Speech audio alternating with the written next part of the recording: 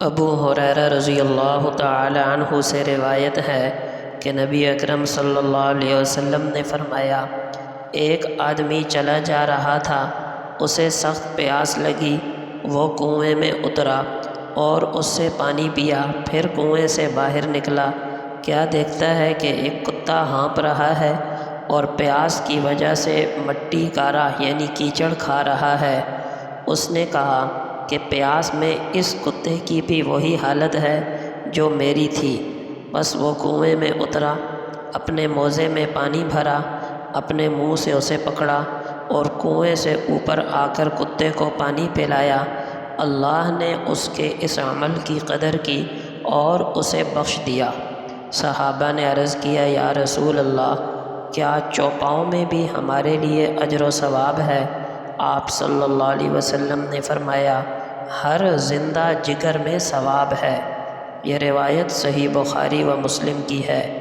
اس سے پتہ چلا کہ جانور جو بے زبان مخلوق ہے اس کی تکلیف دور کرنا بھی اجر و ثواب ہے، تو سوچئے انسان جو اشرف المخلوقات ہے اس کی مصیبت تکلیف دور کرنا، اس کی ضرورت پوری کرنا کتنا بڑا اجر و ثواب ہوگا۔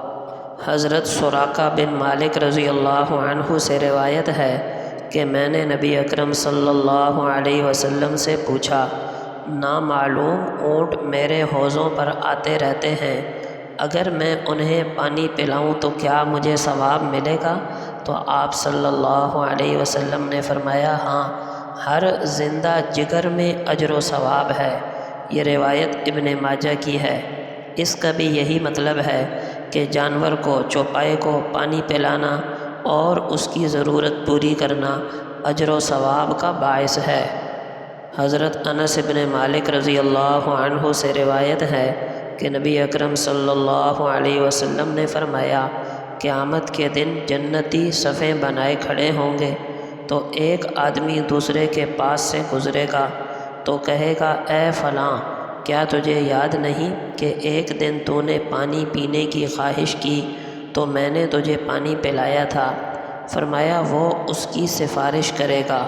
اسی طرح ایک اور آدمی دوسرے کے پاس سے گزرتے ہوئے کہے گا، کیا تجھے وہ دن یاد ہے جب میں نے تجھے وضو کے لیے پانی لا کر دیا تھا؟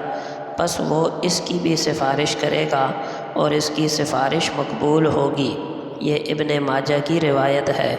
اس میں ہمارے لیے بہت بڑا سبق ہے، کسی انسان کی معمولی دنیاوی ضرورت پوری کرنے کا موقع ملے تو اس عمل کو جنت کا ذریعہ اور سبب سمجھنا چاہیے۔